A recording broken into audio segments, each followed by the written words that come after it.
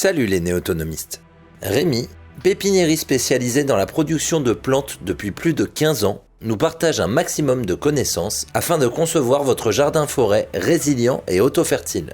Ce reportage vous est présenté tout de suite sur l'archipel.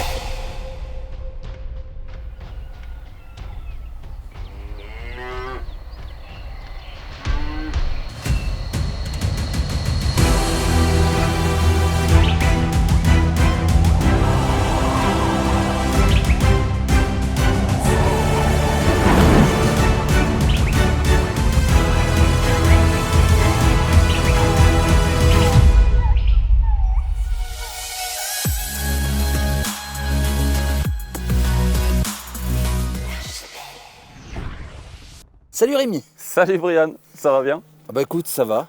Super. Ça fait quoi, 6 ans la première fois que je suis venu? Ah ouais, peut-être, ouais. Au pire, ouais, non, ça j'aurais dû préparer les réponses avant. Ouais, ça fait un moment, ouais. Ah oui, au pire à caisse, fait oui, Ça d'accord. fait un petit moment que tu n'étais pas revenu en tout cas. Revenu, alors on prévient les gens, on est quand même en début d'année, on est sur le premier trimestre. Voilà, sortie d'hiver à peine là, ouais. Donc il y a des choses qui ont morflé. Cet hiver-là, non. Pas encore? Ça se sent pas trop encore. Après, ce qui a morflé pendant l'hiver, c'est quand ça bourgeonne au printemps qu'on le voit, quoi. Parce que l'an dernier, tu avais eu un -10 ou tu avais eu un truc un peu costaud, je me rappelle. Ouais. Bah, cet hiver, il y a eu si, il y a -9. Après, ici, on est dans un endroit où j'ai du -15, -20. Les premières années que je suis arrivé ici, -20, donc on n'a pas eu aussi froid. Là où on a eu un truc un peu spécial cette année, on a eu un -9. C'est le plus froid qu'on ait eu.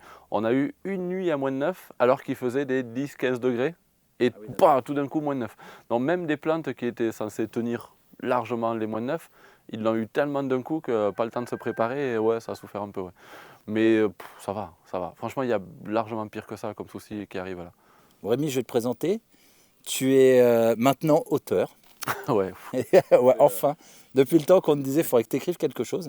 Donc c'est aux éditions Terre Vivante. C'est ça. Tu peux nous parler un petit peu du livre, en combien de temps tu l'as écrit? Parce qu'à mon avis, tu étais dessus depuis pas mal de temps. Ouais, 1 an et demi que je bosse dessus. C'est mon bébé, en fait, je l'ai écrit. J'ai mis 9 mois à faire le premier jet d'écriture. Et 9 mois encore après de travail, d'aller-retour avec la maison d'édition, travail photo, travail tableau, travail sur les annexes.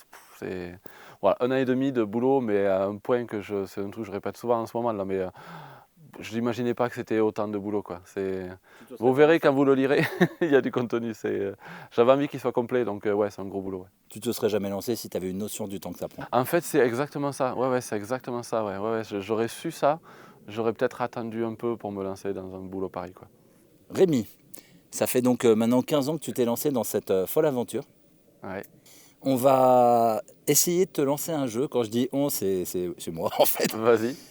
Il faudra que tu fasses un maximum de réponses sans dire ça dépend. Oui, mais il faut aussi. Bon, écoute, ça dépend, on verra. Bon, Rémi, on va commencer. Moi, j'adore, c'est arriver, tu sais, comme d'habitude. Pour moi, je vais voir Grand Chef. La première question, si tu te relançais sur un terrain, que tu avais eu une longue phase d'observation, c'est quoi les premières choses que tu dois faire? De la correction de sol, de planter des plantes qui sont adaptées pour pouvoir améliorer le sol. Qu'est-ce que tu ferais pour te lancer? Sans dire ça dépend. T'as le droit, mais... Parce que ça dépend de qu'est-ce que j'aurais observé. Mais là-bas, c'est comme tu dis, alors un long temps d'observation. Après, moi, j'aime bien agir, commencer à faire des trucs dès le début.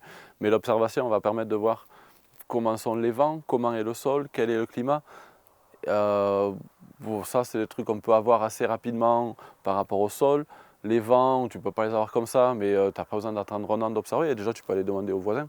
C'est avoir des relations avec les voisins le plus proche possible, comme ça, au niveau du climat, tu sais. Si tu as des agriculteurs à côté, quel que soit le type d'agriculture, là, je ne veux vraiment pas mettre personne dans une case. C'est même un agriculteur qui n'a pas du tout les mêmes méthodes que vous. Il est agriculteur, il connaît un peu le sol, j'espère, minimum. Il connaît le climat, il connaît le contexte. Donc voilà, savoir un peu dans quel contexte on est pour savoir quel type de plante on va mettre. Et selon l'état du sol, si le sol est compacté ou quoi, c'est peut-être des trucs qu'il faut faire en priorité. C'est expliqué ça dans le livre, gérer d'abord les premières priorités pour rendre la zone fertile et facile à cultiver. Facile à cultiver dans le sens, s'il y a beaucoup de vent, installer des haies autour. Si le sol est compacté, décompacter le sol.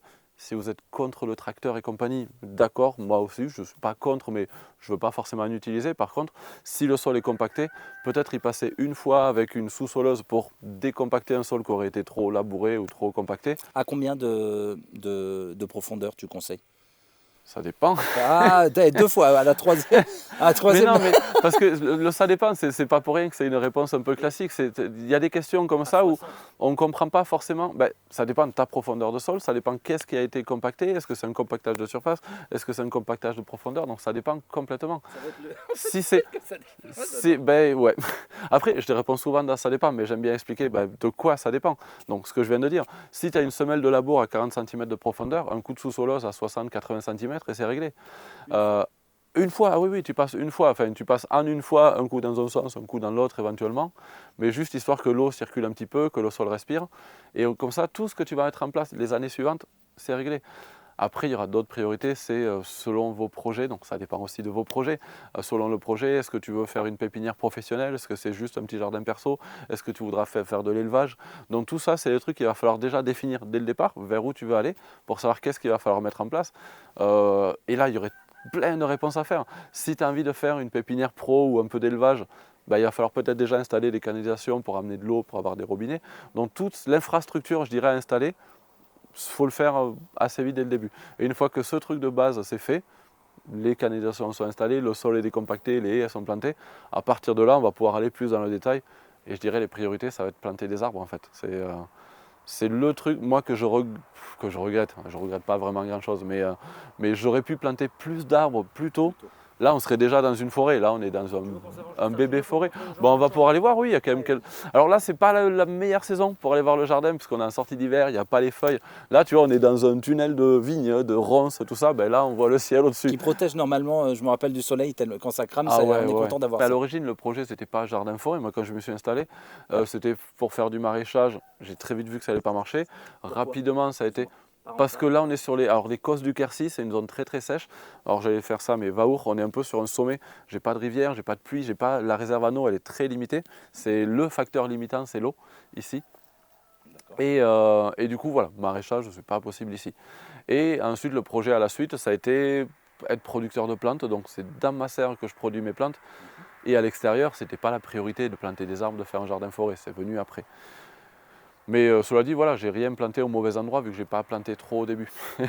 J'aurais planté plus au début, ça serait peut-être pas au bon endroit. Tu conseilles aux gens de planter rapidement, mais peut-être quand même de laisser de l'espace, parce que s'ils plantent trop, après ils seront obligés d'arracher peut-être, ou de greffer. Ouais, alors il y a beaucoup de trucs. Moi j'ai un peu une vision... Est-ce qu'elle a un nom cette vision? Les arbres, moi je suis producteur d'arbres, je les produis, donc je ne compte pas le prix. Planter des pommiers tous les 4-5 mètres en te disant plus tard, il faudra peut-être en arracher quelques-uns si tu les payes 20-30 euros pièce, oui, ça fout un peu les boules. Si c'est des semis que tu fais, des greffes que tu fais toi-même et que tu ne comptes pas le prix, moi il y a des endroits sur pas mal de zones où j'ai un arbre fruitier, donc pommier, poirier, prunier, plein de trucs, tous les 2 mètres, voire moins. L'idée, c'est que de suite, le plus vite possible, ça fasse une forêt refermée. Et puis une fois que ça s'étouffe, j'en supprime un sur 2. Et puis ça va libérer. Et puis une fois que ça va continuer à s'étouffer, parce que tu en supprimes un sur 2, ça en fait quand même un tous les 4 mètres. C'est un génocide d'arbres, ça. Ça fait... Ouais, mais après, tu sais, on voit souvent, quand tu fais l'extrême qu'on pourrait voir, tiens, tu fais un semis de radis. Je préviens juste les gens qui ne nous auraient jamais vus ensemble sur une vidéo. J'aime bien te charrier, mais pour appuyer sur les trucs. Complet. Donc tu disais, suite au génocide d'arbres, excuse-moi. Dans le génocide d'arbres, on fait du génocide de radis quand on sème du radis. Tu sèmes en ligne et puis tu vas éclaircir pour garder les plus jolis. Eh bien, pourquoi pas faire pareil avec des arbres? Ça reste un être végétal. C'est pas manquer de respect à un arbre que de le supprimer. Après, au lieu de le supprimer, si ça dérange, tu peux le trogner, tu peux le mettre en espalier. Il y a plein de façons de le faire pour que ça s'agence correctement. L'idée, c'est de le plus rapidement possible avoir une canopée qui se referme, avoir une couverture d'arbres pour que ça fasse de l'ombre, pour qu'au niveau du sol, ça puisse commencer à avancer. Après, au niveau du sol, pareil, tu vas pouvoir lancer plein de cultures que tu n'aurais pas pu lancer dès le début. Moi, quand je vois la végétation ici, là, bon, c'est peut-être pas là que c'est le plus parlant, mais il y a des plantes, il y en a une, il y a le lierre terrestre. C'est une plante que j'ai essayé de cultiver quand je me suis installé au début. Mais ça ne pousse pas sur les cosses, ça ne marche pas. Ici, ça c'est une plante plutôt de zone humide, de sous-bois. Là, j'ai des endroits, j'ai des tapis de lierre terrestre qui sont arrivés sans que je fasse quoi que ce soit. Parce que l'écosystème est en train de se mettre en place aussi, quoi. L'écosystème, il ressemble à quoi? On va vers un climax ou on en est encore loin? Alors, on va vers le climax. Ça, de toute façon, la nature va toujours vers le climax. Ça, si tu laisses faire, ça va se densifier, se diversifier. Les végétaux vont être de plus en plus gros et on va partir d'une prairie où c'est les graminées, on va aller vers des herbacées, on va avoir de la ronce qui va arriver assez rapidement, de l'églantier beaucoup ici. Et puis rapidement derrière, tu vas avoir des arbres pionniers qu'on dit, tu vois, les pruneliers ici, il y a pas mal de choses qui poussent un peu vite.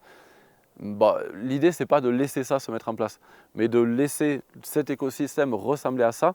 Mais au lieu du prunelier, je vais mettre du prunier. Si j'ai des pruneliers qui arrivent, je greffe du prunier ou d'autres fruits à noyau dessus. Mais après, l'idée, c'est de mettre d'autres types d'arbres, d'autres types de ronces. Et là, on est passé dessous, j'aurais pu te les montrer, des ronces sans épines. Si le terrain a envie qu'il y ait de la ronce qui pousse, ben, moi, j'arrache la ronce sauvage qui est pleine d'épines et qui fait des fruits. Non, en vrai, si, ils sont très très bons, mais je peux en mettre d'autres à la place, comme pas d'épines, c'est plus pratique à ramasser derrière. C'est des thornless? Alors, ben, thornless, si tu traduis, ça veut dire sans épines, hein, donc oui. Ah, mais je croyais que c'était la Là. variété qui s'appelait comme ça. Bah, il y en a une qu'on appelle la thornless evergreen, ouais. Mais thornless, ça veut dire sans épines. Donc oui, la ronce sans épines, c'est de la thornless, garantie. Rubus, c'est ça ou quelque chose? Rubus, ça c'est le nom du genre. Du genre, ouais. Donc dans le rubus, tu as la framboise. On va parler latin un peu. Bah, écoute, Tu mettras les sous-titres. t'es pas étonné, déjà en 6 ans, j'arrive à commencer à te parler Ouais, latin ouais, maintenant. putain, c'est vrai que j'ai pas réagi, mais waouh, Ah, dur, ouais. ouais. T'as révisé avant d'arriver. Ce monsieur a appris la permaculture ici à l'origine. C'est vrai, c'est vrai. En plus, à l'époque, on te charriait parce qu'on disait, il parle de permaculture, il n'a pas le cours certifié CCP. Ouais, moi, Maintenant, tu l'as officiellement. j'ai toujours pas de CCP Ah officiel. mais Hein. coupé. Ah non, non, j'ai un CCP officieux parce que c'est pas un diplôme, c'est un, comment on appelle ça du coup, je veux dire un constat, un certificat, ouais. Un certificat comme quoi j'ai suivi une formation. Mais ouais, bah là c'est encore un autre débat. On part dans tous les sens. Je veux... Bah, après la permaculture c'est quand même un fond, c'est quand même une base. Tu vois le bouquin que j'ai sorti sur le jardin forêt, c'est pas un bouquin de permaculture, mais il y a quand même une partie permaculture dedans qui explique pourquoi je vois le système jardin-forêt de cette façon-là et pourquoi la permaculture permet de clarifier le système. Parce qu'après, l'idée, c'est quand même qu'il y ait de la densité de végétation et un des objectifs, ça va être souvent d'aller cueillir dedans. Donc un roncier qui n'a pas d'épines, ouais, c'est génial pour aller cueillir. Tout simplement. Tout simplement. Et alors ça doit être comme le roncier, ça se ressème, tu le plantes et... Ouais, alors ça se ressème pas, ça se marcotte en fait. Une tige de roncier, elle va toucher le sol et tiens, on peut continuer à se déplacer comme ça, on va aller en voir des grosses derrière là. C'est dynamique, ça bouge.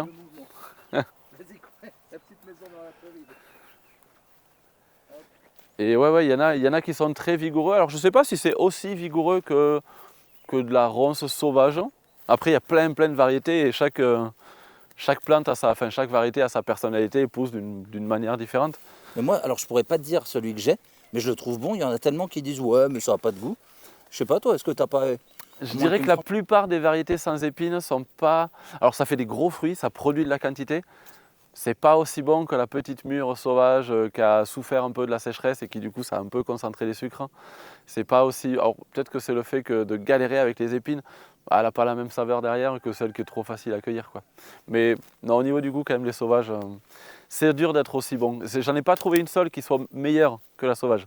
Il y en a certaines qui commencent à être aussi bonnes. C'est la même avec les myrtilles. Hein. Quand tu as les espèces de... C'est quoi? C'est les blueberries, je crois, et les vraies myrtilles. Ouais, ah ça n'a rien à voir, mais ouais. Bon, la clôture pour les chevreuils qui me bouffent tous les pommiers. Parce que là, ça, ils adorent. Alors tu vois, là, tu as une triple crown qui... Quel âge elle a celle-là? Peut-être 7-8 ans 7-8 ans, quelque chose comme ça. Donc là, c'est en train de... Là, c'est mort, hein, tout ça. C'est super. Merde. Non, c'était prévu. Donc ça, c'est en train de mourir. Ça, c'est un pied que j'ai mis ici il y a 7-8 ans. Okay. Mais du coup, avec ces perches-là qui sont revenus se planter, il a refait un pied ici il y a peut-être 4-5 ans. Donc là, pour le coup, qui est beaucoup plus vigoureux. Et puis qui a refait un pied. Donc là, on est dans les pruneliers, dans les... Alors, il n'y a pas trop de ronces, elles sont juste avant les ronces. Mais on est sur un truc sauvage, tu vois, tu peux rien aller planter là-dedans. Ben lui, il est allé s'y mettre. Et tu vois, là, il est en train de repartir, il est en train de s'échapper. Donc c'est un peu... Ouais, moi, c'est ce qui me plaît. Enfin, c'est de voir à quel point c'est vigoureux, c'est fonctionnel. Et il y a des trucs, tu lâches un peu le truc, ça part dans tous les sens. Des fois, il faut calmer le jeu. Alors que tu as certains types d'agriculture ou même en maraîchage où il faut booster la fertilité, il faut désherber, il faut lutter pour que ça pousse. Là, c'est un truc, c'est tellement vigoureux que si tu fais pas gaffe, ça produit dans tous les sens. Mais bon, c'est génial, c'est ce qu'on veut. Quelque chose qui peut quand même nourrir, alors je ne vais pas dire que ça va nourrir une famille, mais qui peut nourrir et qui se surreproduit, on ne va pas se plaindre. C'est quand même... Ah ben non, c'est clair. Ouais. Et facile à l'entretien, ça vit tout seul, ça. Ben c'est ça. Après, l'entretien qu'il y aura, c'est de le diriger là où tu as envie qu'il pousse. Là, moi, j'ai pas forcément... Si, celle-là, c'est moi qui l'ai dirigée pour que ça reste sur la ligne que j'ai voulu, là. Mais celle qui est partie là-bas, ça passait au-dessus de ma tête, donc ça ne me gênait pas pour circuler. bah, j'ai laissé aller, mais je n'ai pas forcément voulu qu'elle aille là, quoi. On parlait d'eau, est-ce que tu t'installerais sur un terrain où uniquement l'eau de pluie? À refaire, enfin à choisir plutôt qu'à refaire, je ne m'installerai pas ici. Alors humainement, le contexte est génial ici. Par contre, au niveau agricole, le sol est très pauvre, très sableux. On est en altitude, donc il n'y a pas de réserve en eau. Qu'est-ce qu'on a encore ici? Il y a beaucoup de vent, c'est très sec l'été, très froid l'hiver. Enfin, c'est extrême. Après, j'aime bien les challenges aussi. J'aime bien me dire, c'est trop facile, tu ne prouves rien. Prouver que tu arrives à rendre un lieu comme ici fertile, ouais, là j'ai l'impression que je prouve que sur un cos où il n'y a rien qui pousse, j'arrive à faire quelque chose qui marche. Mais à refaire maintenant, à choisir, ouais, j'irai sur un endroit avec de l'eau, au moins de l'eau, quoi. Tu le lâcherais ce terrain? Non, tu pourrais plus. T'es trop lié. Le lâcher, oui, ça dépend pour qui. Encore une fois, ça dépend. Je balance peut-être une nuit, peut-être qu'un jour tu... Ah, j'ai un nom hein, déjà. Ah, c'est vrai? Ouais, ouais, ouais. Punaise, Rémi. Bon, il moi, a 14 ans, donc pour l'instant, il s'en fout un peu, mais Ah oui, non, si moi un je jour- parlais d'un lieu que tu intégrerais dans un futur Ah, moi, un proche endroit ou où j'irai? éloigné. Ouais. Ah non, ça, j'ai pas. Non, Ah, non, je croyais que j'ai le j'avais une nom de la exclue, là. personne à qui je laisserai le terrain un Ouais, jour, je ouais, sais. mais... Il te ressemble et il est grand. Ouais. Ouais, bon, il commence à être grand, ouais. On avait dit tout à l'heure qu'on parlerait vite fait permaculture, et juste un petit mot sur... parce que permaculture, je ne vais pas faire une présentation de ce que c'est la permaculture. Juste, qu'est-ce qu'on utilise dans la permaculture pour mettre en place le côté jardin, enfin le jardin-forêt. Le côté, la vision systémique en fait, de voir le jardin-forêt comme un système composé de plein de petits éléments et se servir de cette vision pour voir comment on peut faire interagir ces éléments pour que ce soit fonctionnel. Comment on va définir que chaque élément a des besoins et produit des choses, rend des services.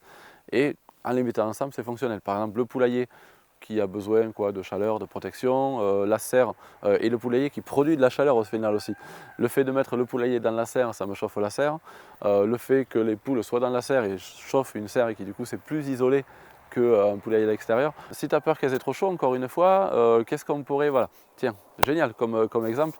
Tu as besoin de fraîcheur, en tout cas d'inertie au niveau de la température.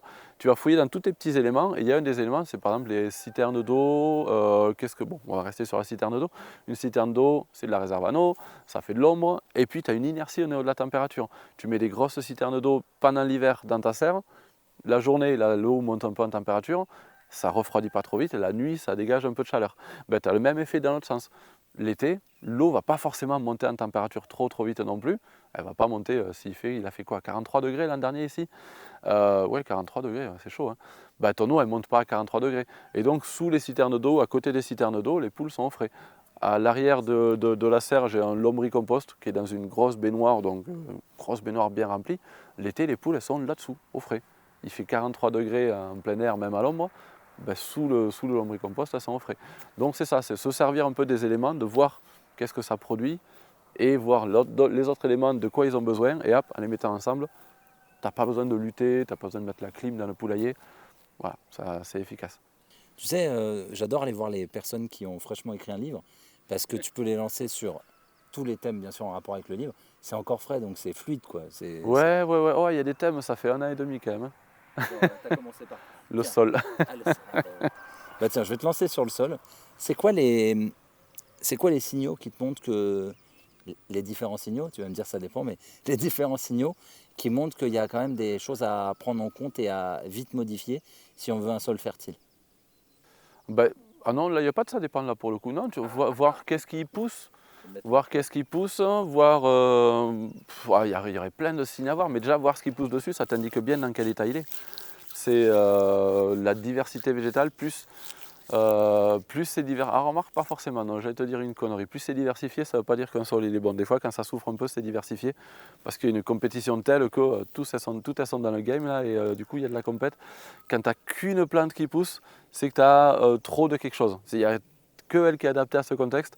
Donc là, il y a des zones où c'est beaucoup de lamier qui pousse. Plus tard, ça sera beaucoup de gaillet. Et ça, c'est des sols qui lessivent beaucoup. C'est les plantes bio-indicatives? Alors, elles sont toutes bio-indicatrices du coup, mais c'est ce principe, c'est ce concept-là, ouais, c'est le fait de se servir de ce qui pousse pour comprendre ce qu'il y a dans le sol derrière. Mais du coup, ouais, par les plantes qui poussent, si tu arrives à comprendre un peu le truc derrière, tu vas savoir ce qui marche. Donc là, le bouquin sur les plantes bio-indicatrices de Gérard Dussert, Ils coûtent un peu cher, mais si vous avez envie, achetez-les. Par contre, sans les bouquins, le petit livret, là, fascicule, qui va te permettre de faire vraiment, de remplir le tableau et de faire tout le diagnostic, là, ça c'est pour moi le meilleur outil de diagnostic de sol. Tu as les analyses en laboratoire qui vont te dire tu as telle texture, qui vont vraiment te préciser la chimie du sol, mais ça dit pas, enfin c'est pas forcément parlant. Alors que ce qui pousse dedans, ben, ça t'indique bien qu'est-ce qui est capable de pousser, quoi. Donc pour moi ça reste la meilleure méthode. Ça demande un peu de travail, un peu de réflexion, mais ça sert, quoi. C'est marrant parce que tu me parlais déjà de Gérard Dussert il y a quoi, il y a 4-5 ans, et je vois que ça reste encore pour toi la référence, quoi. C'est bioindicatrice, ouais. Alors, alors Gérard Dussert, oui, peut-être c'est la référence, mais c'est surtout le travail qu'il a produit. C'est le livret et puis la méthode qu'il a produit est super intéressante. Ouais. Il va y avoir plein de choses là-dessus qui vont revenir là en cours d'année. J'ai fait beaucoup de formations là-dessus. J'ai fait la formation bioindicatrice, pas avec Gérard Dussert directement, mais avec des gens qui lui sont proches, plusieurs fois. Mais là, ils ont créé, pour ceux qui ont suivi la formation, ils ont créé un niveau 2 qui va démarrer bientôt là, donc on va en reparler. Excellent. Niveau 2 parce qu'ils n'avaient pas tout dit encore, parce qu'ils ont fait plusieurs tomes, je crois. Ceux qui maîtrisent vraiment, ceux qui ont créé l'outil, le maîtrisent encore plus que ce qu'ils peuvent apprendre dans une simple formation, quoi. Mais là, vu qu'il y a plein de gens qui ont suivi la formation de base, ben, on va aller encore un peu plus loin là. Ouais. Tu dis tu vas faire partie un peu de... Moi je vais être stagiaire, je vais être dans un groupe, moi je ne vais pas être je vais pas être formateur, moi je vais étudier. J'aime bien étudier aussi, j'aime bien transmettre, mais j'aime bien me mettre à la place de l'élève aussi. Pour toi, la formation continue, c'est important? C'est incontournable. C'est incontournable. Enfin, continuer à apprendre. À un moment, se dire, ça y est, c'est bon, je sais, j'ai compris, maintenant je vais transmettre, mais j'arrête d'apprendre. Là, c'est que tu n'es pas loin de la fin, hein, quand tu penses comme ça, quoi. Donc, non, puis il y a plein de choses à apprendre, il y a plein de bouquins, il y a plein de cours, il y a plein de formations dans tous les sens, ça c'est génial. Mais le meilleur prof, c'est ce que je dis souvent, le meilleur prof, il est là autour de nous, quoi. Donc, même si tu as vu tous les profs, tu as lu tous les livres, là, il y a encore des trucs à apprendre, quoi. Là. Est-ce que par rapport à ton terroir, au climat ici, tu peux nous dire les arbres qui n'ont jamais réussi à pousser et pourquoi? Alors je pense que ça doit être en rapport avec le temps ou le sol. Nous expliquer les trucs que tu t'es acharné au bout d'un moment, tu as dit c'est pas possible et après tu t'es dit ah mais voilà pourquoi j'y suis pas arrivé. Mais je pense que comme beaucoup de gens au début, tu dis moi je veux ça parce qu'on pense qu'on peut dicter à la terre et à l'environnement tout ce qu'on veut. Est-ce qu'il y a des choses qui n'ont jamais réussi à pousser au Jardin des Merveilles? Ouais, ben c'est un peu ce que je t'ai expliqué de l'histoire du lierre tout à l'heure. Je suis en train de ressemer de l'onagre en même temps que je te parle. Ça, c'est un réflexe que j'ai quand je vois des trucs comme ça. Là. C'est hop, et balancer des graines, j'aime bien. Ouais, comme pour le lierre, en fait, si ça ne pousse pas au début, c'est que c'est pas en place. Et souvent, ce qu'on voudrait, c'est planter certaines choses trop vite. Alors, moi, je dis planter des arbres dès le début. Les arbres, c'est pas les plus difficiles à cultiver, pas tous, mais... il y en a certains un peu plus difficiles, mais la plupart des arbres, c'est pas trop difficile à cultiver. Par contre, c'est eux qui vont créer l'écosystème derrière. Mais ouais, quand je disais rendre la zone fertile et facile à cultiver, amener de la matière organique, carbonée, faire monter le taux d'humus dans le sol, freiner un petit peu les vents, gérer un petit peu l'eau pour que l'eau reste un peu plus sur le terrain. Si on a un terrain en pente, faire des baissières, ou, enfin, je donne un exemple parmi tant d'autres, mais il y a plein de trucs à faire sur le vent, la matière organique du sol, et la vie du sol, végétaliser. Si tu n'arrives pas à cultiver des plantes un peu difficiles, sème un engrais vert, sème quelque chose qui pousse facilement. Et le fait de végétaliser, d'augmenter, alors là je tourne un peu dans tous les sens, mais autour de 3 points quand même, ce que j'appelle le triangle de fertilité. Les 3 trucs sur lesquels il faut bosser. Le taux de matière organique. Okay. L'eau après ça va s'adapter à la quantité d'eau. Ça c'est encore un autre truc. Mais le taux de matière organique, la quantité de nourriture, de matière carbonée que tu as dans ton sol, la structure du sol, si ton sol il est tassé, tu as beau apporter tout le reste, si ton sol est tassé, ça va être limitant. Donc structurer le sol et la vie du sol, apporter de la vie. Donc ces 3 points-là, ressources alimentaires, matière carbonée, structure et vie du sol, si tu tires à fond sur ces 3 ficelles, tout va pousser derrière. Il y a des arbres, tu me dis, tout peut pousser. Alors tout peut pousser, après, dans une certaine limite, ça c'est encore un autre sujet. Ça me fait rebondir sur un truc. Il paraît que je pars en étoile. Mais moi, on part dans tous les sens. Mais... En fait, il y a beaucoup de concepts à savoir, il y a beaucoup de choses à savoir. Ce qui fait que ça peut paraître compliqué, c'est pas compliqué, c'est complexe. Moi, j'aime bien faire la différence. Ce qui va être compliqué, c'est l'économie, la géopolitique, tu vois, ces trucs-là. Là, j'y pipe rien. Par contre, la nature, c'est complexe dans le sens où il y a plein de petits trucs à savoir. Et ce que j'essaye de faire dans le livre, c'est séparer tout ça, décortiquer un petit peu pour expliquer ça fonctionne comme ça fonctionne comme ça fonctionne comme ça. Donc le sol, les plantes, les successions écologiques, la biodiversité. Et une fois que tu as compris tous ces petits concepts, tu vas les mettre ensemble et tu vas te servir de ce système pour produire ce que tu veux. Et ensuite, une fois que, donc si je reviens au triangle de fertilité, on a bossé sur la structure, la vie du sol et la réserve alimentaire du sol, là, tout va pouvoir pousser selon le contexte dans lequel tu es. Après, il va falloir que tu vois, c'est quoi ton climat, c'est quoi ton sol. Tu as beau le structurer, amener de la vie, mais la texture de ton sol, le taux de sable, de limon, d'argile, ça c'est ton contexte à toi. Donc une fois que ton sol est bien, tu as bien bossé sur ton triangle de fertilité, tout ce qui correspond à ton contexte va pouvoir pousser. Tout ne poussera pas. Tu vois, ici j'ai beau avoir un bon sol, je ne ferai jamais de la mangue, de la papaye, de la noix de coco, de la banane, de l'ananas, ce que je faisais pousser quand j'étais petit. J'ai beau avoir un super sol ici, ça ne poussera pas. Donc une fois que le sol est bon, après il va falloir réfléchir à c'est quoi tes envies, c'est quoi tes projets, quel type de plantes tu vas cultiver.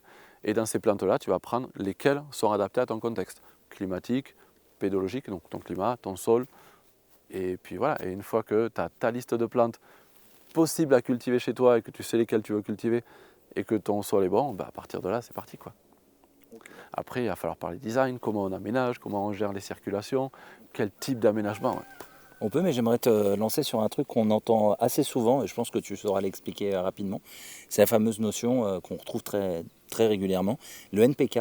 Tu peux nous le rappeler? Je pense que les gens doivent le connaître plus ou moins, mais expliquer en fait ce que ça apporte aux plantes, chaque élément.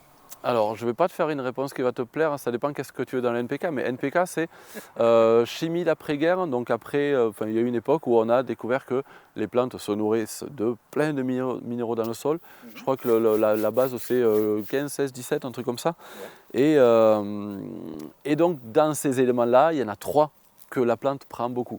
NPK, c'est N, c'est azote, P, c'est phosphore, K, c'est potassium. Azote, phosphore, potassium, tu mets ces 3-là et tu vas booster les plantes. Tu peux les mettre en hors-sol avec juste NPK, elles vont pousser très très vite. Par contre, vu qu'il manque plein d'autres éléments, elles ne seront pas résistantes à certaines maladies, certains champignons, elles vont se faire attaquer par des insectes, tout ça. Heureusement, en plus du NPK, il y a les insecticides, les fongicides, il y a les engrais, il y a tout ça. Donc ça, c'est une vision un peu... je ne sais pas comment on pourrait dire ça. On va aller dans le très très performant.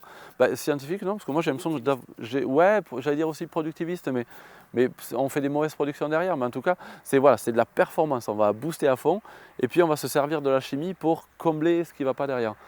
Moi, le NPK, perso, je n'utilise pas d'engrais, je n'ai aucun produit du commerce. Je produis certains engrais, est-ce qu'on peut appeler ça, j'aime bien booster la fertilité. Les déjections de mes animaux de la basse-cour, les déjections de moi, de tous les animaux humains qui traînent autour de moi quand ils passent ici et qui veulent m'en laisser un peu, ça sert à la fertilité. Après, booster la fertilité par les végétaux, faucher, faire ce qu'on appelle du chop and drop, tailler des branches, les laisser au sol et cette matière organique va petit à petit nourrir le sol. Ça booste assez la fertilité. Et la vie du sol ensuite qui va manger tout ça, digérer tout ça et rendre tout ça au sol et à la plante, fait que la plante va avoir tout ce qu'il faut. Donc savoir quelle quantité de NPK, où, quand, comment, quoi et qu'est-ce qu'il faut donner, ça moi je ne sais pas, c'est mes ouvriers entre guillemets qui gèrent, c'est la vie du sol qui sait qu'est-ce qu'il faut donner à quel moment. Il n'y a pas genre les feuilles jaunes, blanches ou des choses qui peuvent nous indiquer un manque de... Ah ben si. Alors ça fait partie des trucs qui ne sont pas rentrés dans le livre, tu vois, ça c'est un tableau, il prenait trop de place celui-là, mais comment identifier les symptômes de carence. Alors ça, je ferai un truc là-dessus bientôt. Mais si, il y a des choses qui indiquent. Après, ce que ça va indiquer, c'est peut-être que ton sol ne contient pas forcément l'élément. Et alors moi, j'ai peut-être une vision un peu extrémiste là-dessus, mais si ton sol n'a pas les éléments pour cultiver certains végétaux, c'est pas en ramenant les éléments que tu vas changer le truc, parce que c'est un truc non-stop, il va falloir les ramener en continu. C'est juste, ce végétal n'est pas adapté à pousser sur ton sol, et cultive des végétaux adaptés à ton sol, plutôt que d'essayer de changer ton sol pour cultiver autre chose. L'acharnement thérapeutique, quoi. Ouais, c'est un peu de l'acharnement de cultivation, quoi. Thérapeutique, c'est quoi le mot du coup? Acharnement, Mais ouais, non, tu t'adaptes à ton sol, tu vas cultiver des végétaux qui sont parfaitement adaptés à ton contexte, ça va pousser tout seul. Dès que tu veux faire, tu vois, moi je m'éclate, je veux faire des agrumes, j'ai envie d'avoir des pamplemousses, des oranges, des mandarines. Dans la serre, en les protégeant un petit peu, tu vois. Mais c'est pas adapté à ici, donc des fois il faut pousser un petit peu. Je m'amuse sur quelques plantes, mais si l'idée c'est d'avoir une grosse production, faut pas moi je ne conseille pas de s'amuser à cultiver des végétaux qui ne sont pas parfaitement adaptés. L'idée, c'est que ça marche tout seul. Ça, c'est un autre truc qu'on dit souvent sur peut-être la permaculture, mais souvent sur le jardin-forêt, c'est un truc de feignant. Ça marche tout seul. Ouais, c'est un truc de feignant, mais c'est un truc d'intellectuel. Parce qu'avant que ça marche tout seul, Ça a été travesti, pour moi, hein, de feignant, parce que quand on dit il faut laisser faire, les gens ont cru que, tu sais, il y a toujours ce cliché, on en avait déjà parlé, mais j'aime bien parce qu'on peut l'aborder facilement. Mais moi, quand j'ai commencé à parler de permaculture et à filmer des personnes, c'était les va-nu-pieds, les clichés, quoi. ouais. Alors que, est-ce que tu peux dire pourquoi on a assimilé feignantise et permaculture alors que ça... Alors, je ne sais pas de quoi c'est parti, mais en tout cas, la vision, parce que ce n'est pas forcément faux, un peu quand même, mais ce n'est pas totalement faux, de se dire qu'un jardin-forêt, une fois qu'il est en place, tu n'as plus qu'à tendre le bras pour cueillir un fruit. Bon, en vrai, il faut quand même tailler un peu ton arbre, mais si tu compares ça au système agricole conventionnel, je ne suis même pas sûr d'apprécier ce mot, mais le labour, le fait de faire les semis, le fait de passer souvent avec le désherbeur, le machin, tu as beaucoup de machines, c'est du gros boulot, quoi. Ça enrichit le père et ça appauvrit le fils. Tu la connaissais Ouais, cette ouais, expression? c'est ça, ouais. Excuse-moi, mais ça me fait penser à ça. Nourrit le père et affame le fils, où il y a plein de façons de la dire, celle-là, mais ouais, effectivement, c'est hyper productif, mais c'est surtout au niveau de l'énergie qu'il y a besoin, de la charge de travail qu'il y a besoin pour produire.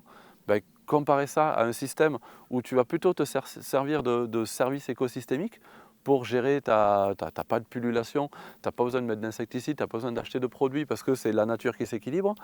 C'est auto-fertile, tu n'as pas besoin d'amener d'engrais puisque c'est quelques méthodes de taille, de fauche, d'engrais verts qui vont faire que ton système est fertile, donc tu n'as pas besoin d'engrais non plus. Enfin, c'est hyper économe, tu as moins besoin d'y bosser, donc ça passe pour un truc de feignant en fait. Et c'est peut-être ceux qui sont dans un autre système plus lourd, qui coûte plus cher. Et quand ils voient ça, ils disent « Oh, c'est ce truc de feignant parce que toi, tu n'as rien à faire ». Je ne vais pas dire que c'est de la jalousie, mais je pense qu'il y a pour certains, de penser que c'est un truc de feignant, alors que toi, tu trimes à côté pour gagner ta vie avec un système agricole qui, pour moi, n'est pas durable. Bah ouais, peut-être qu'il y en a certains qui ont été un peu jaloux et qui ont dit « Ça, c'est un truc de feignant, nous, on bosse, quoi ». Tu as des exemples de fermes 100% en permaculture qui produisent énormément, qui ont atteint maintenant cette abondance? Toi qui as fait le tour quand même de pas mal de jardins. J'aurais pas de nom forcément à donner. Après, ça existe. Alors ça, par rapport à il y a plein de gens qui disent que la permaculture, on ne peut pas bosser avec ça et que tous les gens qui font de la permaculture, ils gagnent leur vie avec des vidéos, avec des formations. Là, ça aide bien quand même. alors oui, ça aide bien. On gagne, enfin, ceux qui font des vidéos, comme moi, je gagne aujourd'hui plus ma vie avec les vidéos, les livres, les formations qu'avec ce que je produis là. Et oui, alors là, il y en a plein qui vont faire « Ah, tu vois, je te l'avais dit ». On mange du caviar tous les matins, c'est connu ça. Ah, mais j'adore le caviar. Non, en vrai, j'ai goûté une fois, j'ai pas aimé. Non. En fait, je pense que la vision de ceux qui pensent comme ça, elle est faussée par le fait que ceux qui gagnent, et il y en a, Laurent Welch, voilà, un nom qui me sort comme ça, il bosse il fait quoi? Vignes, vergers, légumes. Mais ceux qui gagnent leur vie en faisant ça, ils ne gagnent pas leur vie en faisant des formations et des vidéos, et donc on ne les connaît pas. Donc dire les permaculteurs ils gagnent leur vie en faisant des vidéos, oui, c'est parce que c'est les seuls que tu vois, c'est ceux qui font des vidéos, et tu peux leur taper dessus en leur disant ça, oui, toi tu gagnes ta vie en faisant des vidéos, oui, il y en a qui en font des vidéos, c'est grâce à ça que d'autres peuvent apprendre aussi, mais ceux qui gagnent vraiment leur vie par leur production, ceux-là on ne les connaît pas. Ceux-là on ne les connaît pas parce qu'ils ne font pas de vidéos, ils ne font pas de formation, ils gagnent leur vie en produisant du légume, du fruit. Ben voilà, Laurent Welch, un nom. Quand tu as réussi à bosser là-dedans, moi j'ai pas commencé avec les vidéos, moi j'étais producteur à la base ici, je le suis encore un peu aujourd'hui mais un petit peu moins maintenant, mais des gens qui bossent, qui produisent et qui ont envie de vraiment apprendre, maîtriser l'outil de production et une fois qu'ils maîtrisent, qu'ils se mettent à faire des formations pour le transmettre, c'est comme ça que ça fonctionne depuis toujours, j'ai l'impression. Tu apprends un truc et une fois que tu maîtrises, tu transmets. C'est un fonctionnement normal. Là moi ce que je vais critiquer éventuellement c'est des gens qui se lancent dans la permaculture pour donner des formations. Là, ça fait un... Non, mais pratique d'abord, maîtrise ton sujet, et puis si un jour tu maîtrises, tu feras de la formation. Après, ces gens-là, de toute façon, ils n'ont pas beaucoup de gens qui vont apprendre chez eux, parce qu'au final, il n'y a pas de contenu derrière, quoi. Ouais, mais regarde, moi, j'ai bien lancé une chaîne sur le thème de l'autonomie avec aucune connaissance. Ouais. Et c'est bien d'apporter dans aussi tes vidéos, tu ne dis pas, moi, regardez, je maîtrise mon truc, tu vas voir ceux qui savent. Donc c'est une autre façon de faire. Et des gens comme toi, il en faut aussi.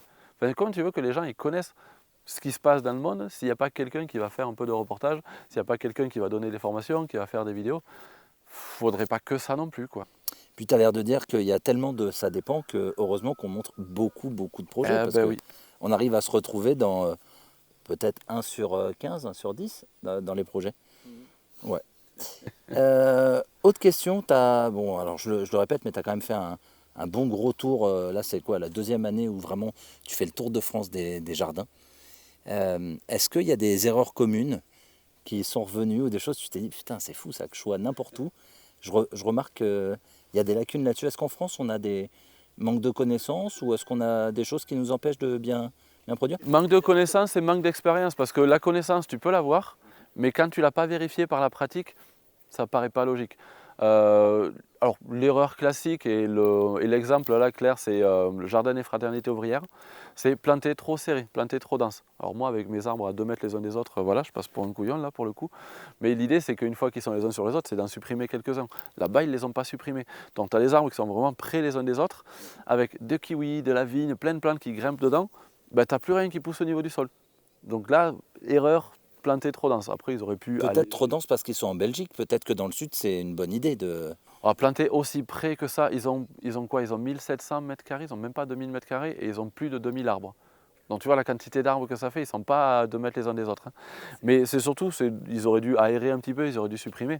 Et, ben c'est quoi? C'est Gilbert Cardon qui, non, lui, il n'a pas voulu supprimer les arbres. Et puis, il y a eu un moment où c'était très très beau. Et là, j'y suis passé il y a quelques années, bah, ça a commencé à être un peu étouffé. Par contre, là où c'est intéressant, c'est du coup de voir, bah, ok, comment ça se passe. C'est une erreur dans le sens où à un moment ça s'étouffe. Par contre, selon comment tu le vois, encore une fois, ça dépend. C'est pas une erreur si tu te sers de ça pour voir comment tu peux faire mieux pour les fois d'après. Et là, te dire que c'est pour ça que moi j'ai envie que la canopée se referme, j'ai envie que ce soit dense. Et le jour où c'est très très dense, là je vais tailler, rabattre de la matière organique au sol. Et le sol là, il part à fond après. Donc le jardin des fraternités ouvrières, j'y suis repassé. C'est pas en Belgique? Je t'avais demandé en France. Ouais, ah oui, Non, mais c'est là, vrai. je rigole. Ouais, Vas-y. c'est à la Je te charrie. frontière. Je te charrie. Tu peux arriver au jardin des fraternités, tu étais en France encore il y a 5 minutes. Tu vois, c'est vraiment l'autre côté de la frontière. Là, ce qui s'est passé, ce qui est intéressant, c'est que ce jardin qui était hyper refermé, maintenant qu'ils ont supprimé quelques arbres et aéré un petit peu, il n'y avait rien qui poussait au niveau du sol jusque-là. Et là, tu vois au niveau du sol, maintenant, la fertilité, elle est à fond à fond. Donc, se servir un peu, et on va revenir sur le concept de succession écologique, si tu laisses la nature avancer, elle va aller vers ce qu'on appelle donc le climax, qui est l'état, c'est théoriquement stable, ce n'est pas une vraie stabilité, mais théoriquement c'est stable. Donc l'idée c'est d'aller vers ce climax où il y a beaucoup de masse végétale, beaucoup de matière organique, ça pousse dans tous les sens, ça accumule de la matière organique au sol, donc aller vers ce climax, et une fois qu'on y est presque, revenir un peu en arrière à un état plus ou moins clairière, il se passe ce qui se passe quand on a un chablis dans une forêt, un arbre qui tombe, tout d'un coup la lumière arrive au sol, c'est beaucoup plus fertile que si tu pars juste d'une prairie et que tu veux essayer d'apporter de la fertilité. Avancer vers un état de climax et revenir un peu en arrière sur les successions écologiques, tu peux avoir un truc qui est hyper productif, quoi. Donc pour toi, sur un investissement, quelqu'un qui voudrait se lancer, vaut mieux partir de limite que ce soit la forêt. Ah, c'est une autre façon de faire, c'est une autre façon de faire. Ouais, c'est pas trop ce que j'ai étudié ça jusque-là. Pour une autre raison encore, pour une raison déjà, moi je suis parti d'une prairie, encore que j'ai des bois à côté, j'aurais pu faire dans les bois, mais là c'est une vision plus globale. On va parler de dérèglement climatique et compagnie. Un des trucs qui fait qu'on a un réchauffement, un dérèglement climatique, c'est trop de carbone dans l'air, et puis parce qu'on appauvrit, on prend le pétrole, le charbon, tout ça, on fait brûler tout ça, donc trop de carbone dans l'air. Et un des trucs pour faire revenir la machine en arrière, c'est de stocker ce carbone et de le stocker dans le sol. Du coup, pour moi, c'est plus logique de partir d'une prairie et d'aller vers la forêt que de repartir d'une forêt et de revenir en arrière. Déjà pour cette raison-là. Donc, si vous avez une prairie et une forêt, partez plutôt de la prairie, stockez du carbone, comme ça vous ferez du bien au climat, et en plus vous allez avoir des productions. Par contre, si vous avez juste une forêt, ben oui, partez de la forêt. Ça sera peut-être un prochain bouquin. Tu as aussi vu l'évolution, on peut le dire quand même. Au début, tu faisais des vidéos sur Facebook.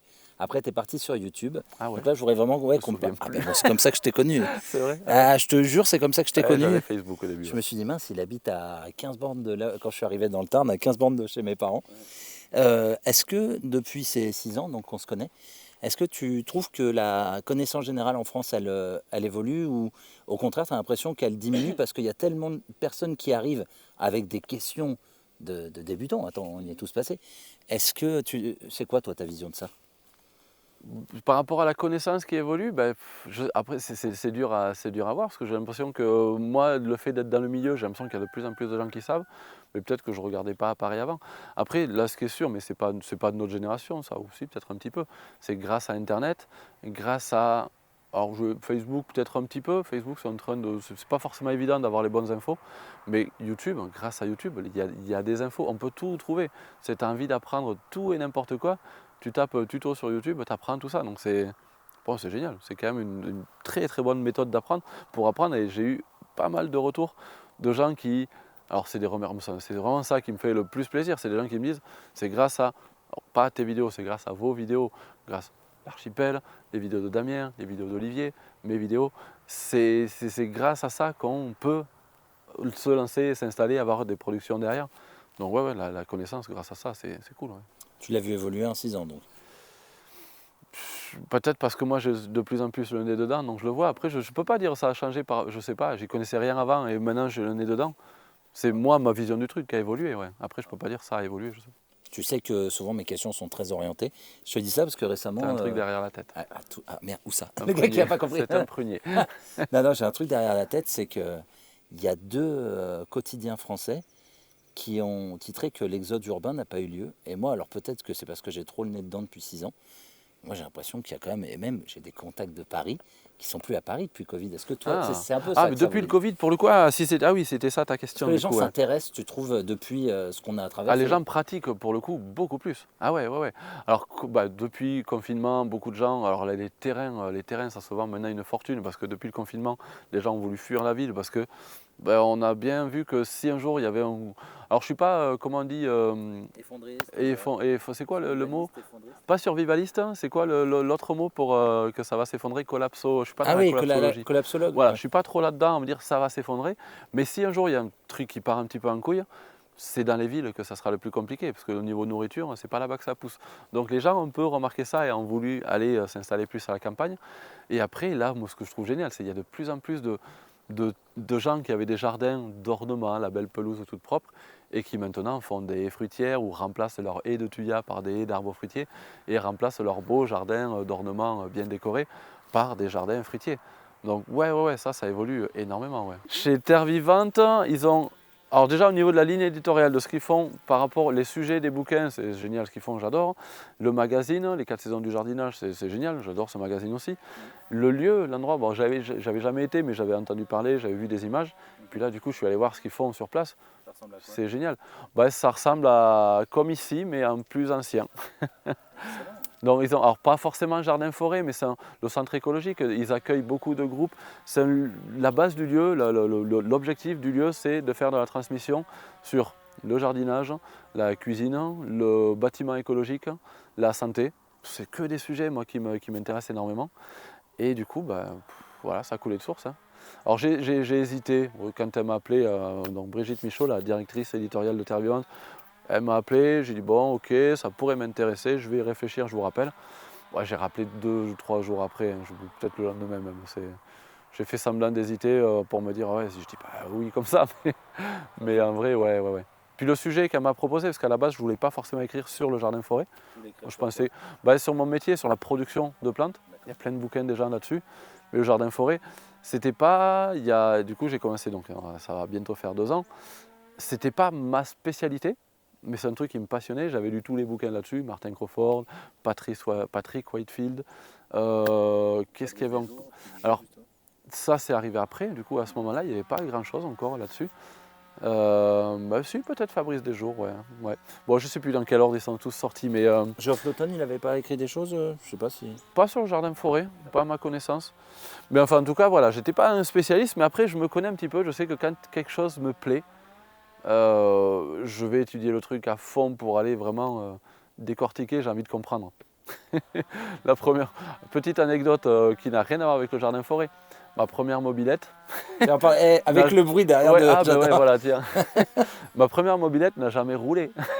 Le premier truc que j'ai fait, c'est la démonter et à finir au burin pour éclater le moteur pour voir comment ça marche à l'intérieur. Bon, j'ai jamais pu le remonter, mais voilà, j'aime bien aller creuser les choses, voir comment ça fonctionne. Et du coup, ce sujet du jardin-forêt, je me suis dit, allez, je suis un peu dedans quand même depuis une dizaine d'années, je lis là-dessus, j'ai des bases, j'ai de quoi me lancer, donc voilà. Et je m'y connais encore plus maintenant que j'ai écrit le bouquin, j'ai appris. C'est un peu comme les vidéos YouTube, je sais pas toi comment, en plus avec le reportage que tu fais, j'imagine que oui, mais moi j'apprends, non. Ça dépend. Moi j'apprends en faisant, je maîtrise un petit peu au début, puis en faisant, par les commentaires YouTube aussi. Alors merci pour tous ceux qui laissent des commentaires critiques et constructifs. Ouais, Les trolls, je vous réponds pas. Moi, j'en ai pas trop encore sur ma chaîne. Mais les gens qui ont des trucs critiques, genre là, je suis pas d'accord avec toi, ou là, j'ai pas l'impression que c'est totalement juste, c'est bien quand il y a un parce que. alors parce que voilà, ou parce que moi j'ai vu ça ailleurs, ou juste, je comprends pas, je suis pas d'accord avec toi, je comprends pas, je sais pas pourquoi, mais c'est pas t'es nul c'est nul ce que tu fais, c'est je suis pas d'accord, je comprends pas.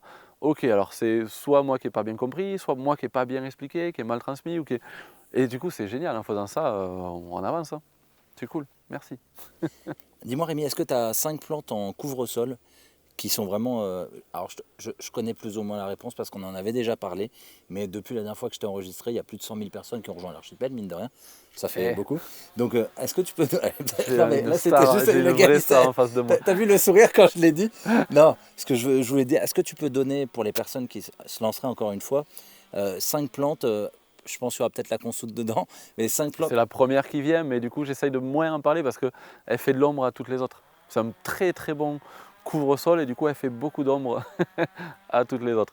Mais ouais, la consoude, rhubarbe, artichaut, parce que moi j'aime bien parler de couvre-sol, c'est pas forcément des rampantes, c'est pas forcément des trucs hauts comme ça.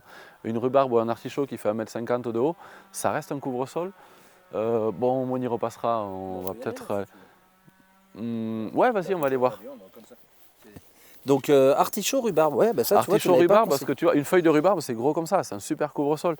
Après, c'est l'idée, couvre-sol, l'idée c'est de couvrir le sol, faire de l'ombre pour empêcher qu'il y ait d'autres choses qui poussent. Donc plus ça va faire d'ombre, plus c'est efficace. D'accord, alors là ça fait avec la consoude, ça en fait 3, t'en as 2 autres sympathiques à conseiller? Le classique, fraisier, après tu peux faire des annuels, tu vois les courges, concombres, ce genre de trucs, qui font des grosses feuilles, c'est pas mal. Okay. Là il y en a une, celle-là je te la montrerai après, on va rester sur consoude rhubarbe. Donc qui sont des plantes qui perdent leur feuillage pendant l'hiver, donc ça ne fait pas de l'ombre toute l'année, mais là on est sur une zone à consoude. Donc elles vont repartir... Ah, attends, je me suis mal placé. Ouais, reviens par là, mais pareil, il y a les rhubarbes ici, avec les rhubarbes c'est encore plus parlant. Là on est sur une zone à rhubarbe où les feuilles ont disparu, donc tout ça c'est les tiges florales de l'an dernier. Donc les rhubarbes elles sont en train de repartir de là. Mais quand elle est en feuille, elle fait de l'ombre sur toute cette zone-là. Donc le pied de la plante prend sa place ici. Par contre, tout autour, là, tu pourrais mettre des arbres. Et d'ailleurs, c'est ce que j'ai fait ici. Tu vois, là, il y a des pieds de consoude. Il y en a un là, un là, un là-bas. Il y en a encore derrière, mais tu n'es pas obligé d'aller jusqu'au bout. Mais la consoude, elle est ici. Par contre, elle fait de l'ombre sur 1 mètre carré, voire plus, quoi. Donc ça, c'est assez efficace. C'est pas obligé de rester en feuille toute l'année pour être efficace, quoi. Tu en achèterais beaucoup au début, parce que je sais que ça se reproduit vite, la consoude par exemple par les rhizomes, si je ne dis pas de bêtises. Tu conseilles quoi un peu comme genre d'achat? Consoude de Russie, la Booking 14, qu'est-ce qu'on a encore, la Hitcoat, tu as plein de variétés de consoude. Tu en prends une de chaque, c'est pas la peine d'en acheter 50. Ça c'est au niveau de la végétation, on parlait de strates, tiens c'est bien, on va faire des croisés entre tous les sujets. On parlait de strates, donc la strate haute, la canopée qui va faire tout le haut, les arbustes, les buissonnants et les couvre-sols. Au niveau des quantités d'arbres, sur un terrain de... Alors je vais donner des chiffres complètement au pif, mais bon bref, je ne vais pas donner de chiffres en fait. Sur un gros terrain, le nombre d'arbres va être un certain nombre. Par contre, le nombre de couvre-sols qu'il va falloir mettre, si tu dois en mettre une tous les 30-40 cm, alors que les arbres, tu en mets un tous les 4-5-6 mètres, il en faut des quantités phénoménales de couvre-sols. Donc si tu devais tout acheter pour les mettre en place après les avoir achetés, ça coûte une fortune, on n'a pas les moyens de faire ça. Alors pour du semis, pour le coup, ouais. Après les plantes vivaces, tu vois, les consoudes, les rhubarbes, des trucs comme ça, c'est pas des trucs qu'on sème forcément, c'est plutôt des trucs qu'on sème en pépinière comme plante. Mais tu peux semer un engrais vert, tu peux semer une jachère fleurie. Pour le coup, ça joue le rôle de couvre-sol. Et une fois que ça prend de la place, petit à petit, tu vas venir planter tes vivaces. Mais tes vivaces, tu les cultives en pépinière ou tu peux te faire juste un petit carré, hein. Tu te fais ta ligne avec tes 3-4 consoudes. Et une fois que tes consoudes sont développées, tu les arraches, tu les divises, tu les replantes et tu te sers de tes propres plantes. C'est un des conseils moi, vraiment que je donne. Et puis, je connais aucune personne qui a créé un jardin forêt qui ne sait pas monter une serre, une pépinière ou une micro-pépinière à côté pour produire ses propres plantes. C'est incontournable. Ça coûte vraiment trop cher sinon. Après, c'est ce que j'essaye d'expliquer dans le bouquin où il faut définir un peu c'est quoi tes objectifs, c'est quoi tes limites. Si ta limite c'est l'énergie, le temps, la volonté, la compétence pour le faire, mais que tu n'as pas la limite d'argent, achète ou paye un jardinier pour qu'il te le fasse. Mais si ta limite c'est l'argent, et il arrive un moment où pour ce genre de plante-là, ça peut être une vraie limite, parce que si le pied de conso tu l'achètes, allez, peut-être 2, 3, 4 euros, c'est pas cher, ça peut être plus cher que ça, mais s'il en faut 1000, 10 000 pour tout couvrir, bon après, mettez pas que de la consoude. Mais non, tu n'as pas les moyens, donc construire une serre, se faire une micro-pépinière pour se produire ces plantes, c'est incontournable. Allez, encore une ou deux plantes, vraiment des chouchous. Ah tiens, on va aller voir là-bas. Hop. Artichaut, consoude, rhubarbe. Tu disais quoi d'autre? Alors, l'hémérocale, c'est une de mes classiques aussi. Tiens, en passant, on va en voir une là. Millepertuis.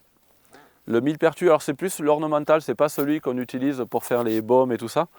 Donc là, tu vois, c'est un plant que j'ai mis ici, il doit être planté là, il commence à s'étaler un peu. Donc là, tu vois, toute la zone qui couvre. C'est ça, c'est du millepertuis? Ça, c'en est un là, ce feuillage-là, ouais. Donc lui, il reste en feuille en plus toute l'année.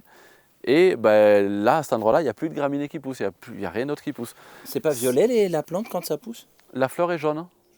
Ouais. Ouais, millepertuis, la fleur est plutôt jaune. Ouais. Bon là, pareil, tu as une consoude là qui est tout son feuillage qui est resté là. Et là, à ce niveau-là, ça prend de la place, mais c'est pas parce que lui il est là qu'il n'y a pas la place pour y mettre un arbre en plus, tu vois.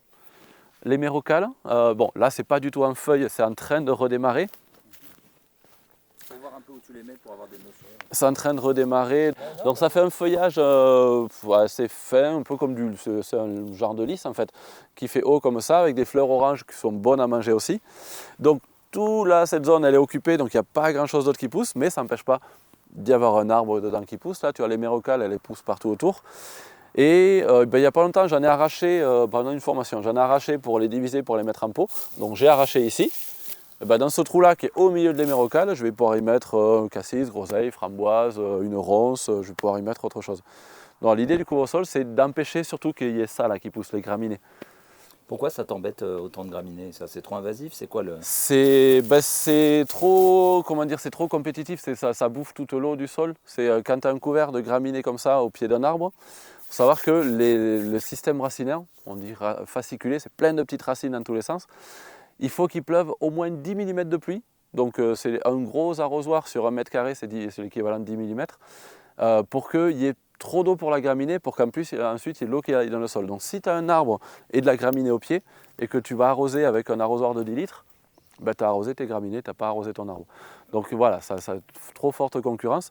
Par contre, tout ce qui est autre système racinaire, autre type de plante, ça, là, si je mets un arrosoir de 10 litres ici, là, lui, il va pouvoir en profiter. Si avec que des graminées, ça ne marcherait pas. Tu fais une pierre 12 coups, quoi, limite. Exactement.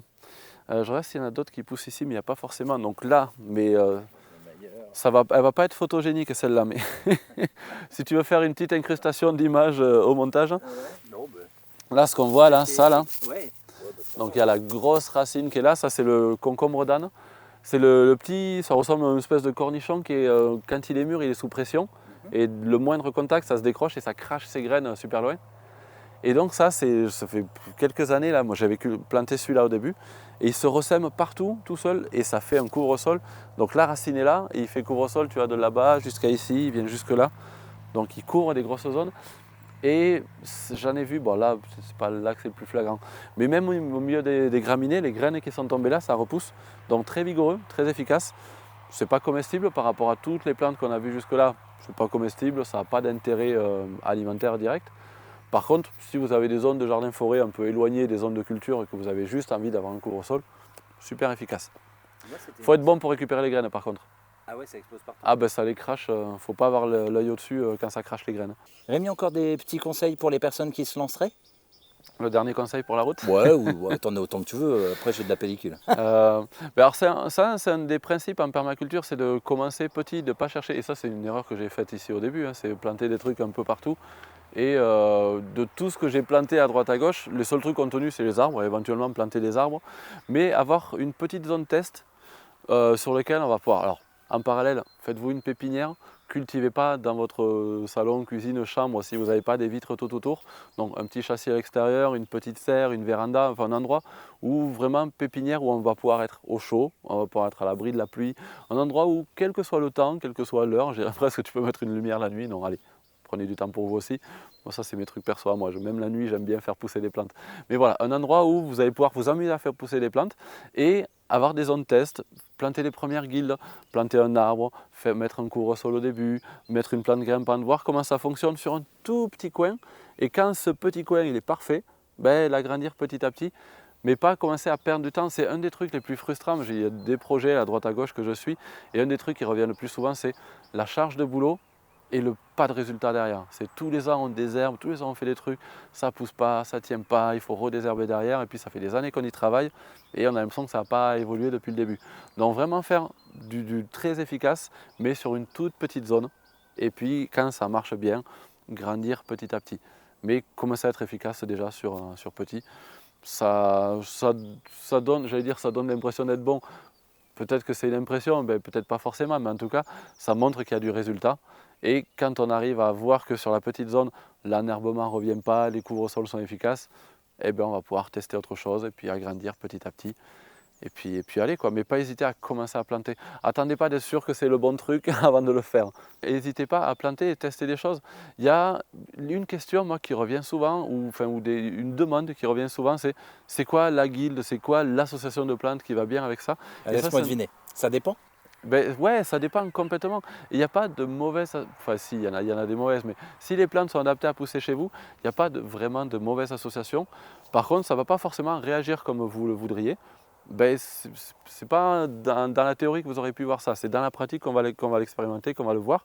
Donc testez, et puis si ça ne marche pas, remplacez une plante par une autre, et puis vous testez complètement autre chose, mais testez. Mais il me semble qu'à l'inverse, il y a des plantes qui peuvent limite pas se supporter, ou qui se font vraiment une concurrence. C'est très exceptionnel. Ah ouais. Moi j'ai un exemple, c'est les fabacées et les aliacées. Donc tu veux faire une ligne de fèves ou de haricots ou de petits pois à côté d'une ligne de poireaux, d'oignons, d'échalotes.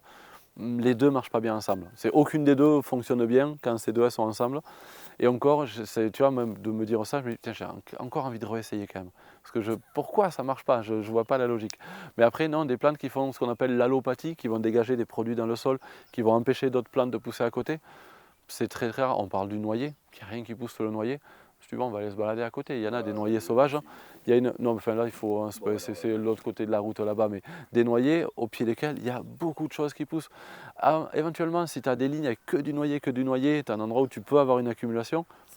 Mais la plupart du temps, il y a peu de plantes qui empêchent les autres. C'est comme les forêts de résineux. Il y en a, ils en ont planté tellement proche qu'il y a déjà plus de soleil et il n'y a plus rien qui peut pousser. Il n'y a que les résineux qui ont Donc ouais, je comprends ce que tu veux dire. Ouais, ce qui va gêner au niveau des associations, c'est pas la croyance de si tu mets cette plante à côté de l'autre, je sais pas, c'est Harry Potter, un coup de baguette, non, toi t'arrêtes de pousser.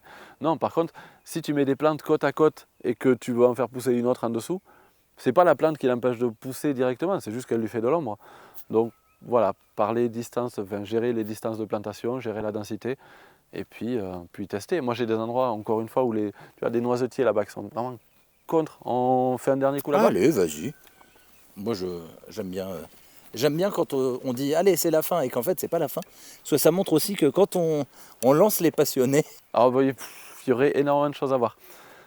Donc là on est sur une zone, on a un pommier là, un autre, lui il est venu tout seul là, un prunier que je ne sais pas d'où il sort, mais voilà. Et puis surtout ici des noisetiers, donc 2 lignes de noisetiers qui sont à 2 mètres les uns des autres. Au milieu de ça il y a quand même des pommiers, parce que les pommiers eux ils vont monter un peu plus haut. Donc là c'est des pommiers greffés sur francs. Donc sur franc, c'est des semis de pépins de pommes, donc ils vont monter au-dessus, donc ils ne vont pas être gênés par les noisetiers. Le noisetier, là c'est plutôt côté nord, donc ils ne vont pas être trop gênés. Et puis même en dessous des noisetiers, il y a des petits fruits, et puis même au pied des petits fruits, on a des aromatiques, on a de la mélisse, de l'origan, de la sarriette là-bas. Selon les années, si je touche à rien, ce qu'il y a au niveau du sol, les aromatiques ne vont pas pousser. Par contre, de temps en temps, je vais tailler les branches du bas des noisetiers, les alléger un petit peu pour faire rentrer de la lumière, et là ça va donner un petit peu aux petits fruits. Et si je rabats pas mal les petits fruits, il y aura plus de lumière sur les aromatiques. Donc selon l'année, selon ce que j'ai envie, cette année j'ai envie de plus de noisettes ou j'ai envie de plus de petits fruits, je vais tailler un petit peu les autres pour que ce soit mes plantes ressources principales qui aient la lumière. Et ensuite il y a même encore autre chose qu'on peut voir, c'est les besoins. Ça aussi c'est ce qui est un peu expliqué dans le livre, enfin même totalement expliqué dans le livre, c'est besoins primaires et besoins secondaires. Une plante, elle a ses besoins, elle a besoin d'avoir une certaine température, un certain type de sol, et si elle ne les a pas, elle ne va pas pousser. Par contre, les besoins secondaires, par exemple la lumière, les petits fruits ont besoin d'une certaine quantité de lumière pour produire du fruit. S'ils ont moins, ils ne vont pas produire de fruits, mais ça ne va pas les empêcher de pousser. Et là, donc, j'ai des lignes de petits fruits derrière. Alors, je ne sais pas si tu vois à travers, là, avec ta super mise au point, là. Ça, là. Donc, ligne de petits fruits très, très dense, parce que là, c'est de la pépinière. L'idée, c'est de pouvoir les arracher un moment pour pouvoir les vendre. Ça, c'est complètement à l'ombre, donc là, il n'y a pas les feuilles, donc tu me vois, mais là, quand c'est en végétation, là, on n'est pas dans le noir, mais en tout cas, il n'y a pas assez de lumière pour que ça fasse du fruit. Mais vu que l'objectif, c'est pas de faire du fruit, le besoin en lumière, au final, là, pour moi, il est secondaire. Donc ces trucs-là vont faire du feuillage, manque de lumière, donc ça va faire beaucoup plus de feuillage, et le jour où j'aurai envie de le vendre, je l'arrache, il est prêt à la vente, et la personne qui va le planter au soleil, ça va se remettre à faire du fruit.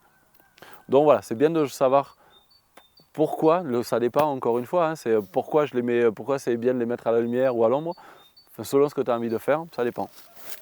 Tu as besoin de faire de la végétation, ça peut être à l'ombre. Si c'est pour faire du fruit, bah, il faut plus de soleil.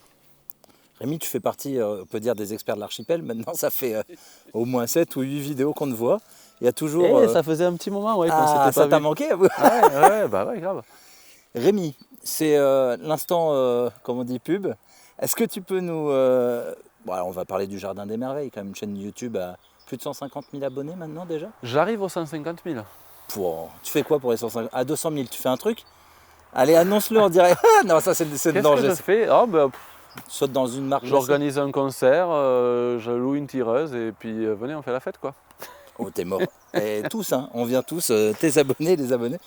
Et le livre aux éditions Terre Vivante, tu peux nous en redire, allez, un petit peu plus? Un petit peu plus, il y a beaucoup de choses à lire dedans, c'est très complet. Qu'est-ce que tu veux, c'est de ce qu'on a dit tout à l'heure, qu'est-ce que tu veux que je dise de plus?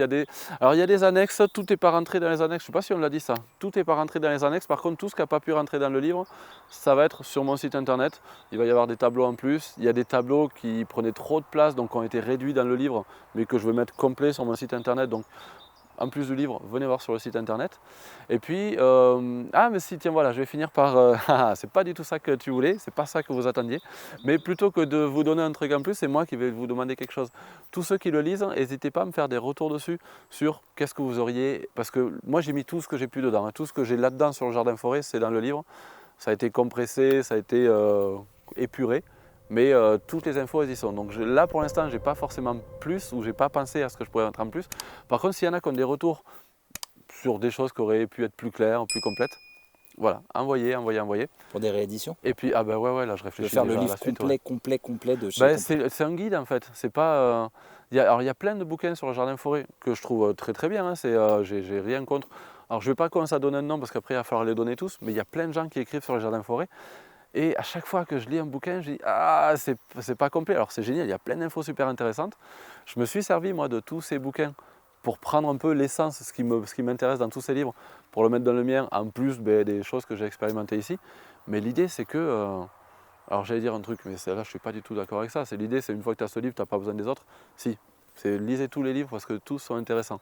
Mais l'idée, en tout cas, c'est que le mien, qu'il soit complet. C'est tu prends ce livre, à la fin du livre, une fois que tu as compris tout ce qu'il y a dans le livre, et il va y falloir plusieurs lectures. Une fois que tu as compris tout ce qu'il y a dans le livre, tu sais faire un jardin-forêt. Et si ça ne marche pas, tu sais pourquoi ça ne marche pas et tu sais comment progresser. Je ne dis pas qu'il y a tout dans mon livre, mais en tout cas, il y a toutes les bases pour pouvoir aller gratter un peu plus loin. Il peut y avoir plein de ça dépend et tu sauras maîtriser par rapport au ça dépend. Est-ce qu'il y a un chapitre ça dépend? Ça, c'est une vidéo que je voulais faire. Mais oui, l'idée, c'est de comprendre de quoi ça dépend en fait. Rémi, écoute, merci. Moi, je vois tes paroles depuis 6 ans et ça me fait plaisir. Déjà enfin que tu aies fait le livre, parce que je pense que je ne dois pas être le premier à t'avoir dit « Quand est-ce que tu fais un livre ?» Eh bien non, c'est grâce à quelqu'un qui m'a dit « Quand est-ce que tu fais un livre ?» que j'ai fini par faire un livre chez Terre Vivante. T'as craqué, t'en as Ah ouais, c'est sur un live que quelqu'un m'a posé la question et j'ai répondu « Bah oui, je vais faire un livre. Je ne sais pas chez qui je vais l'éditer, mais ça sera forcément une maison d'édition qui correspond un peu à mes valeurs. » Et là, le téléphone, il a bien sonné les quelques jours après. Eh ben, écoute, je te souhaite les mois qui suivent la parution. Ça fait bizarre, mais c'est passionnant. Ouais. T'as fait des... Non, toi, je sais pas si tu es de ce genre-là. Tu as fait des médias un peu, ou des médias télé et tout? Est-ce que toi, tu es du jus? Pas encore. Hein. Mais pas fermé. Mais je vais à Paris au salon Père Maé bientôt, là. Ah, t'es mort. Donc, s'il y en a qui voient la vidéo, que le salon Père Maé, c'est quoi, du 17 au 20, un truc comme ça? Il n'y a pas de date sur Internet, peut-être qu'ils le verront, ils verront après, mais j'y serai. D'accord. Ben, peut-être que tu seras invité les autres années aussi, parce qu'on ne sait pas trop. On verra. Ouais, pourquoi pas. Après, Paris, c'est pas un endroit où je traîne beaucoup, c'est loin de chez moi et c'est très urbain. Moi, je suis un peu rural comme personnage. J'y suis allé la semaine dernière et j'étais très content d'y aller pour faire ce que j'avais à faire. Dès que c'était terminé, j'étais tellement heureux de rentrer à la maison. Ça fait du bien, Ouais. je comprends. On est bien dans le Tarn. Ouais, bah il y a plein d'endroits où je suis bien. De me déplacer, d'aller voir d'autres jardins-forêts, de découvrir d'autres jardiniers, ouais, il y a plein d'endroits où on est bien, ouais. Après, la ville, c'est pas l'endroit où je me sens le plus à l'aise non plus, quoi. Un Indien dans la ville. Non, bah, tu rigoles, mais c'est exactement ce qu'on a Ah, dit. c'est ça, c'est ça. Ouais, ouais, je mettrais mes plus belles plumes que Dis j'irai à donc, elles Paris. sont belles. Coup de pub. C'est une amie à toi, tu m'as dit qu'il fait ça. Brume Bon, de terre, ouais, allez voir sur Etsy, elles vendent des chouettes trucs, quoi. bon, bah, écoute, j'espère que les gens seront curieux comme toi. Merci mille fois. Merci Rémi, encore bravo, enfin, monsieur l'auteur, on peut dire maintenant. À bientôt Rémi. Eh ben, à bientôt, ouais, quand tu veux. Salut.